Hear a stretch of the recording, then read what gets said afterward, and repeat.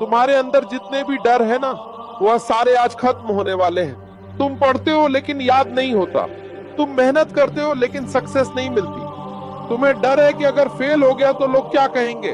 तुम्हें डर लगता है लोगों से बात करने में। इस वीडियो को देखने के बाद तुम एक ऐसे इंसान से मिलोगे जो कहेगा कि यार मुझे अकेला ही रहना है और मुझे समझ आ गया है कि असली सच्चाई क्या है। कहानी में खो जाओ उससे पहले चैनल को सब्सक्राइब कर लो। एक नगर में एक युवक रहता था।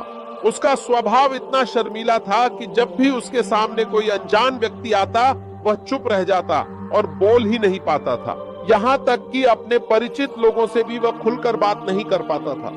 उनसे बातचीत करते समय भी उसे बहुत झिझक महसूस होती थी। अपनी इस आदत के कारण वह भीतर ही भीतर परेशान रहने लगा, क्योंकि जीवन में कोई काम ठीक से कर ही नहीं पा रहा था। धीरे धीरे वक्त बीतता गया और उसके साथ ही उसकी यह शर्माने की आदत और गहरी होती चली गई, जिस कारण वह धीरे धीरे बहुत निराश रहने लगा, परेशान और चिंतित भी रहने लगा। उसके मन में हर समय कई तरह के विचार उमड़ते रहते थे। वह दूसरों से बहुत कुछ कहना चाहता था, लेकिन अपनी इस झिझक भरी आदत की वजह से किसी से खुलकर कुछ कह ही नहीं पाता था। अंदर ही अंदर घुटता रहता था। उसके सारे विचार और सारी बातें मन में ही दबे रह जाते थे। कभी भी उसने अपनी दिल की बात किसी के सामने नहीं रखी।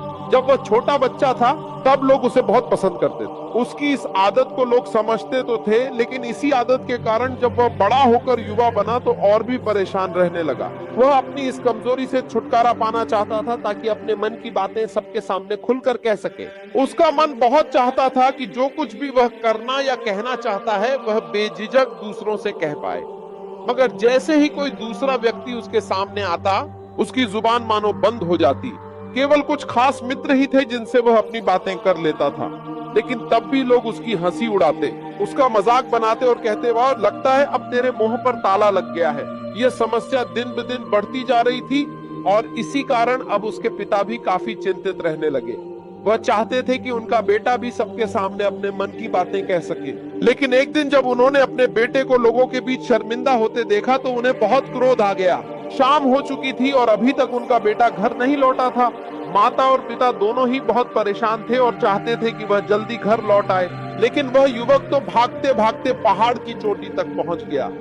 वहां जाकर उसने ईश्वर से प्रार्थना की, हे भगवान, आपने मुझे ऐसा क्यों बनाया? लोग मेरी हंसी उड़ाते हैं, मजाक बनाते हैं, मुझे कुछ भी कहकर चले जाते हैं और मैं उनका जवाब भी नहीं दे पाता। ऐसा जीवन जीकर मुझे क्या मिलेगा? इसलिए मैं तेरे पास आया हूँ। इतना कहकर जैसे ही वह युवक कूदने की तैयारी करने लगा तभी पीछे से एक आवाज सुनाई दी, बेटा जान देना तो बहुत आसान है, लेकिन इस जान को कभी वापस नहीं पा सकोगे। आवाज सुनते ही वह चौंक गया और तुरंत पीछे मुड़कर देखने लगा। पीछे उसने देखा कि एक साधु खड़े थे। युवक अपनी आदत के कारण कुछ कह नहीं पा रहा था। साधु ने कहा, यह अनमोल जीवन हर किसी को नहीं मिलता और तुम्हें यह व्यर्थ लग रहा है?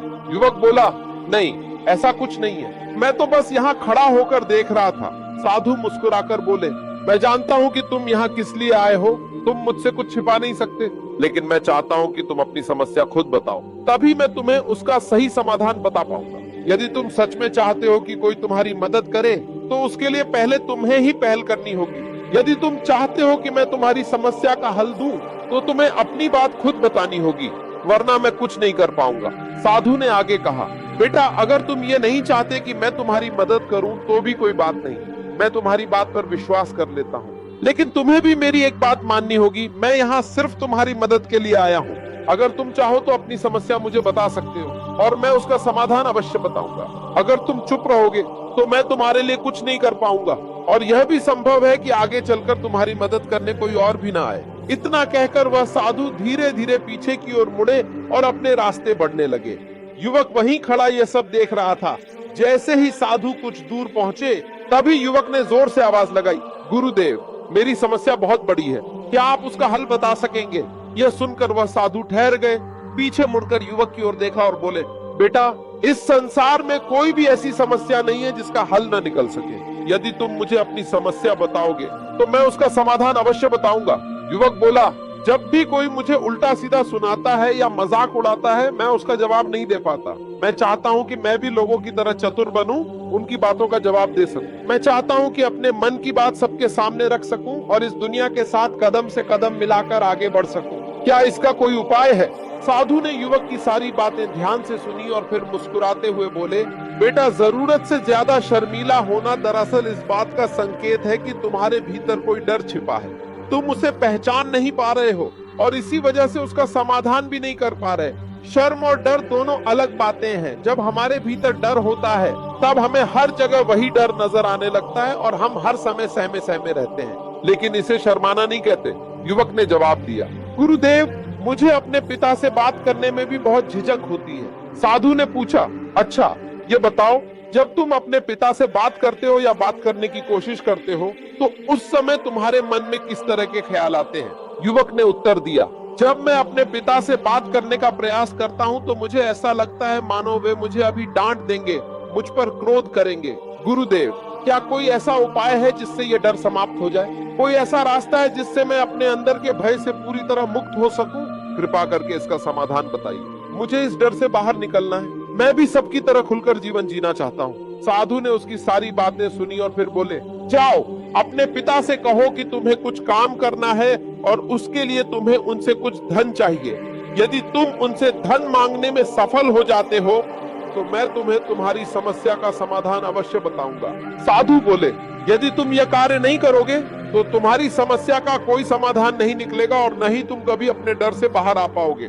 बेटा, यदि सच में तुम चाहते हो कि तुम्हारे अंदर का डर पूरी तरह समाप्त हो जाए तो तुम्हें पहले मेरा ये कहा हुआ काम करना ही होगा। युवक ने कुछ देर सोच विचार किया और फिर बोला, ठीक है, यदि आप चाहते हैं कि मैं ये काम करूं तो मैं इसे अवश्य करूंगा।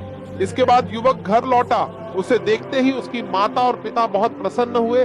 डरते डरते उसने अपने पिता से कहा, पिताजी, मुझे आपसे कुछ बात करनी है। पिता ने तुरंत जवाब दिया, बोलो बेटा, क्या बात है? युवक ने हिम्मत जुटाकर कहा, पिताजी, मैं कुछ काम करना चाहता हूँ और उसके लिए मुझे आपसे कुछ धन चाहिए। क्या आप मुझे कुछ धन दे सकते हैं? यह सुनकर पिता ने उसे गौर से देखा। कुछ देर तक देखते रहे और फिर अचानक खुशी से झूम उठे। पिता ने तुरंत धन अपने पुत्र के हाथों पर रख दिया और कहा, बेटा ले लो, यह तुम्हारे काम आ जाएगा। युवक बोला, पिताजी, मुझे तो इतने से ही काम चल जाएगा। धन लेकर वह सीधा साधु के पास पहुंचा और बोला, गुरुदेव, मैं आपके पास आ चुका हूँ। मैंने अपने पिता से धन मांग लिया है। अब आप कृपा करके मेरी समस्या का समाधान बताइए। साधु मुस्कुराते हुए बोले, मैं तुम्हें अवश्य समाधान बताऊंगा, लेकिन इसके लिए तुम्हें एक और कार्य करना होगा। यदि तुम ये कार्य नहीं कर पाए तो मैं तुम्हें कभी भी तुम्हारी समस्या का समाधान नहीं बताऊंगा। युवक ने कहा, गुरुदेव, अभी तो मैंने पहला काम कर दिया है, अब कृपा करके बताइए मुझे आगे क्या करना है। साधु ने उत्तर दिया, हाँ बेटा, तुम्हें मेरे लिए एक और काम करना होगा। युवक बोला, अच्छा ठीक है, अब बताइए मुझे क्या करना है। साधु ने कहा, जाओ और यह धन जो तुम अपने पिता से मांग कर लाए हो इसे वापस उन्हें लौटा दो। साथ ही उनसे कहना, पिताजी, मैं अभी काम नहीं करना चाहता, लेकिन जब समय आएगा तो मैं आपसे यह धन फिर से लूंगा और अपना काम पूरा करूंगा। युवक ने घबराते हुए कहा, गुरुदेव, मैं ये काम जरूर करूंगा, लेकिन यदि मैं धन वापस लेकर उनके पास गया तो वे मुझे बहुत डांटेंगे, शायद मार भी बैठे। उनका क्रोध आपने अभी तक देखा नहीं है, इसलिए कृपया। कुछ देर गहरी सोच में पड़ने के बाद युवक बोला, ठीक है, मैं ये काम करूंगा। वह अपने पिता के पास लौटा और बोला, पिताजी, मैं यह धन अभी नहीं लेना चाहता, आप इसे मुझसे वापस ले लीजिए। जब मुझे सच में कोई काम पड़ेगा तब मैं आपसे यह धन मांग लूंगा। पिता ने उसे गौर से देखा, काफी देर तक उसकी ओर देखते रहे और फिर मुस्कुराकर बोले, बेटा, मैं समझता हूँ कि किसी भी काम को शुरू करने से पहले उसके बारे में पूरी जानकारी इकट्ठा करना और उसे अच्छी तरह समझना बहुत जरूरी होता है। कब, क्या, कैसे और कब तक करना है, इन सब के बारे में जानकारी लेना बहुत जरूरी है। कोई भी काम यूं ही शुरू नहीं किया जा सकता, उसमें हम सफल होंगे या नहीं इसका भी अनुमान लगाना पड़ता है। जब हम इन सब की सही जानकारी प्राप्त कर लेते हैं तभी धन लगाना चाहिए। मुझे खुशी है कि तुमने सही निर्णय लिया है। जब तुम्हें यह समझ आ जाएगा कि जो कार्य तुम करने जा रहे हो वह तुम्हारे लिए उचित है, तब तुम चाहो तो मैं तुम्हें यह धन लौटा दूंगा। युवक अपने पिता की बातें सुनकर मन ही मन बहुत प्रसन्न था। उसने तो यह उम्मीद भी नहीं की थी कि पिता हंसकर इतनी सहजता से उसे समझाएंगे। वह मन ही मन सोच ही रहा था कि तभी उसके पिता ने उसे अपने करीब खींच लिया। जैसे ही पिता ने उसे गले लगाया, युवक के मन को बहुत अच्छा महसूस हुआ। उसका आत्मविश्वास और हौसला अब पहले से कहीं अधिक बढ़ चुका था। इसके बाद वह युवक वापस गुरुदेव के पास लौटा और बोला, आपने कहा था और मैंने बिल्कुल वैसा ही किया। मैंने वह धन अपने पिता को वापस लौटा दिया है। अब तो कृपया करके मेरी समस्या का समाधान बता दीजिए। गुरुदेव उसकी ओर देखकर मुस्कुराए और बोले, बेटा इतनी जल्दी भी क्यों कर रहे हो? अभी तो तुम्हें मेरे लिए एक और कार्य करना ही पड़ेगा। यह सुनकर युवक चौंक उठा और बोला, क्या आपके पास सचमुच मेरी समस्या का कोई समाधान नहीं है? आप मुझे बेवकूफ तो नहीं बना रहे, जैसे लोग अक्सर मेरा मजाक उड़ाते हैं। क्या आप भी वही कर रहे हैं? आपने कहा था अपने पिता से पैसे मांग कर लाओ, मैंने पैसे मांगे और ले आया। फिर आपने कहा ये पैसे अपने पिता को लौटा दो, मैंने वैसा ही किया। और अब आप कह रहे हैं कि मैं आपके लिए एक और काम करूं? नहीं, यह मुझसे नहीं होगा। तभी वह भिक्षु उसकी ओर देखकर मुस्कुराए और सरल स्वर में बोले, जैसे ही तुम यह कार्य पूरा कर लोगे, मैं तुम्हें वचन देता हूं कि तुम्हारी समस्या का समाधान अवश्य बताऊंगा। यह सुनकर वह युवा कुछ देर सोच में पड़ गया और फिर बोला, ठीक है, लेकिन यह आखिरी कार्य होगा जो मैं आपके लिए करूंगा।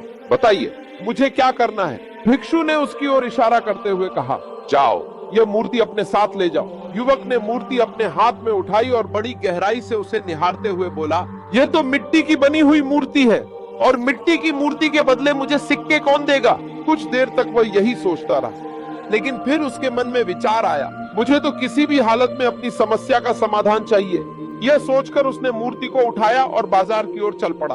बाजार पहुंचकर वह युवक चुपचाप उस जगह खड़ा हो गया, मूर्ति को हाथ में लिए और इंतजार करने लगा। देखते देखते काफी समय बीत गया, लेकिन कोई भी व्यक्ति उसके पास नहीं आया। उसने चारों ओर देखा, लोग चिल्ला चिल्लाकर अपने सामान बेच रहे थे, जोर जोर से आवाज लगा रहे थे। युवक ने सोचा, अगर मुझे अपनी मूर्ति बेचनी है तो मुझे भी जोर जोर से आवाज लगानी होगी। उसने चिल्लाना शुरू किया, लेकिन उसकी आवाज इतनी तेज नहीं थी कि दूर तक सुनाई दे। आखिरकार उसने महसूस किया, अगर मेरी आवाज खुद तक नहीं पहुंच रही तो अन्य लोग कैसे सुनेंगे? इस कारण कोई भी व्यक्ति मूर्ति खरीदने उसके पास नहीं आया। धीरे धीरे शाम का समय हो गया और युवक को डर लगने लगा कि कहीं लोग बाजार छोड़कर न चले गए। अगर ऐसा हुआ तो उसे अपनी समस्या का समाधान कौन देगा? अचानक उसने जोर से कहा, सिक्के में ये मूर्ति ले लो। उसकी आवाज सुनकर लोग उसके पास आने लगे और उत्सुकता से पूछने लगे, इस मूर्ति में ऐसा क्या है? तुम इसके तो सोने के सिक्के मांग रहे हो, इसमें तो कुछ खास होगा। युवक ने जवाब दिया, मैं तो बस ये मूर्ति बेचने आया हूँ। तभी एक युवक उससे बोला, अगर ऐसा है तो कोई इसे नहीं खरीदेगा। आखिर इसमें ऐसा क्या खास है कि तुम 100 सोने के सिक्के मांग रहे हो? तुम्हें बताना ही पड़ेगा। धीरे धीरे कई लोग उसके पास आए और सभी ने बस एक ही सवाल किया, आखिर इस मूर्ति में ऐसा क्या खास है जिसकी वजह से तुम 100 सोने के सिक्के मांग रहे हो? युवक निराश हो गया क्योंकि कोई खरीदने के लिए तैयार नहीं था। तभी उसने देखा कि बाजार में कुछ लोग अपने सामान की खासियत लोगों को समझाकर बेच रहे थे। यह देखकर उसने सोचा, मुझे भी इस मूर्ति की कुछ खासियत लोगों को बतानी होगी। उसने फिर जोर जोर से आवाज लगाना शुरू किया, समस्या का समाधान निकलने वाली मेरे गुरु की यह इकलौती मूर्ति है। इस दुनिया में केवल एक ही है जिसके पास यह मूर्ति होगी, उसके घर में कोई समस्या नहीं होगी। यह मूर्ति तुम्हारी समस्या का समाधान अवश्य बताएगी। यह सुनकर लोग उसके पास आने लगे। उन्होंने मूर्ति को ध्यान से देखा और युवक से पूछा, क्या सच में इस मूर्ति के पास होने से किसी के घर की समस्याएं दूर हो जाती हैं? युवक ने जवाब दिया, हाँ, यह सभी समस्याओं का समाधान कर देती है। यदि आप इसे अपने घर ले जाएंगे तो कोई भी समस्या हो, इसका समाधान ये आपको अवश्य बताएगी। चाहे कोई भी समस्या हो या परिस्थिति कैसी भी हो, इसका समाधान मिलेगा। उसे महसूस हुआ कि मूर्ति की कीमत लगातार बढ़ती जा रही थी। युवक अब पूरी तरह बदल चुका था। वह पहले जो डर और शर्म से जकड़ा रहता था, अब वह आत्मविश्वासी और निडर था। लोगों की नजरें उसकी ओर थीं और अब वह भी उन्हें देखकर डरता नहीं था। मूर्ति बेचकर उसने यह नहीं सोचा कि कितने पैसे मिलेंगे, बल्कि उसने देखा कि इस मूर्ति के जरिए कितनों की समस्याएं हल हो सकती हैं। धीरे धीरे बाजार में उसकी आवाज और समझाने का तरीका लोगों को आकर्षित करने लगा। लोग उसकी बातें सुनने लगे और मूर्ति के पास खड़े होकर यह सोचने लगे कि शायद यह सच में किसी के जीवन की परेशानियों का हल है। युवक अब केवल चिल्ला नहीं रहा था, वह समझा रहा था, बताता जा रहा था कि कैसे यह मूर्ति जीवन की समस्याओं को हल कर सकती है। और हर किसी को यह दिखा रहा था कि निडर होकर और आत्मविश्वास के साथ प्रयास करने से किसी भी कार्य को सफल बनाया जा सकता है। कुछ ही समय में युवक ने देखा कि मूर्ति बिक चुकी है और लोग उसके पास आकर धन्यवाद दे रहे थे।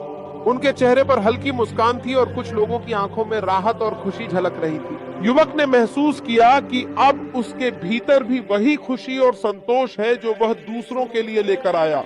यह खुशी किसी धन या वस्तु से नहीं मिलती थी, बल्कि दूसरों की मदद करने और अपने डर को पार करने से मिलती थी। युवक अब समझ चुका था कि डर और शर्म केवल उसके अपने विचार थे, जिन्हें उसने खुद पर हावी होने दिया था। अब वह किसी भी परिस्थिति में अपने मन पर नियंत्रण रख सकता था और दूसरों के साथ खुलकर बात कर सकता था। उसने जाना कि असली शक्ति और संतोष भीतर से आती है जब हम अपने डर और संकोच को छोड़कर काम करते हैं। उस दिन से युवक ने न केवल अपने डर को मात दी, बल्कि उसने यह भी सीख लिया कि दूसरों की मदद करने में ही जीवन का वास्तविक आनंद है। वह अब किसी भी कठिनाई से डरने वाला नहीं था। उसके माता पिता भी अब गर्व महसूस करने लगे, क्योंकि उन्होंने देखा कि उनका बेटा अब आत्मनिर्भर, निडर और समझदार बन गया है। युवक ने यह भी सीखा कि ज्ञान और आत्मविश्वास केवल किताबों या शिक्षा से नहीं आता, बल्कि अनुभव और साहस से आता है। डर को चुनौती देने, सही निर्णय लेने और दूसरों की भलाई के लिए काम करने से ही जीवन का वास्तविक अर्थ सामने आता है। अब उसका जीवन पहले से कहीं अधिक अर्थपूर्ण और खुशहाल बन गया। इस तरह एक शर्मिला और डरपोक युवक ने न केवल अपने भीतर की बाधाओं को पार किया, बल्कि दूसरों के जीवन में भी खुशियां और समाधान लेकर आया। उसकी कहानी यह सिखाती है कि यदि हम अपने डर और संकोच को छोड़ दें और साहस के साथ काम करें, तो कोई भी समस्या असंभव नहीं होती। और यही वह संदेश है जिसे वह युवक अपने पूरे जीवन में नहीं भूल सका।